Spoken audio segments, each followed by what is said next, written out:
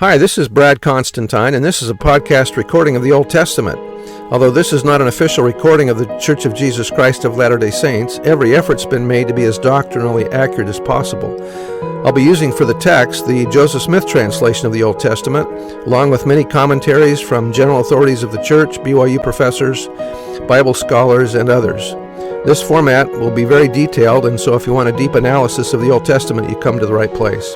Thanks for your attendance. Hi, this is going to be for 2 Samuel chapter 10.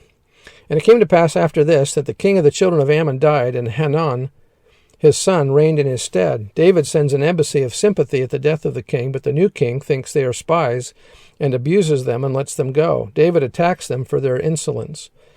Then said David, I will show kindness unto Hanun, the son of Nahash, as his father showed kindness unto me. And David sent to comfort him by the hand of his servants for his father.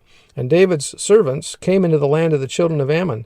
And the princes of the children of Ammon said unto Hanun their lord, Thinkest thou that David doth honor thy father, that he hath sent comforters unto thee?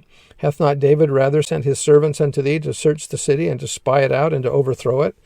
Wherefore Hanun took David's servants, and shaved off the one half of their beards, and cut off their garments in the middle, even to their buttocks, and sent them away. When they told it unto David, he sent to meet them, because the men were greatly ashamed. And the king said, Tarry at Jericho until your beards be grown, and then return. And when the children of Ammon saw that they stank before David, the children of Ammon sent and hired the Syrians of Beth-rehob and the Syrians of Zobah, 20,000 footmen, and of King Maacah 1,000 men, and of Ishtob, men of Tob, a land mentioned in Judges 11, 12,000 men. And when David heard of it, he sent Joab and all the host of the mighty men, and the children of Ammon came out, and put the battle in array at the entering in of the gate. And the Syrians of Zobah and of Rehob and Ishtob and Maacah were by themselves in the field. When Joab saw that the front of the battle was against him before and behind, he chose of all the choice men of Israel, and put them in array against the Syrians.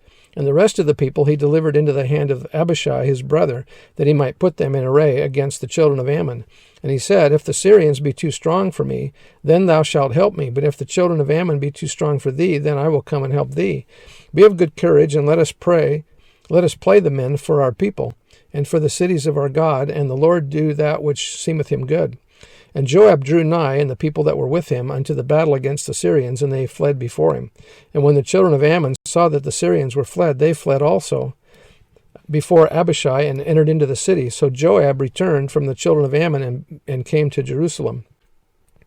And when the Syrians saw that they were smitten before Israel, they gathered themselves together.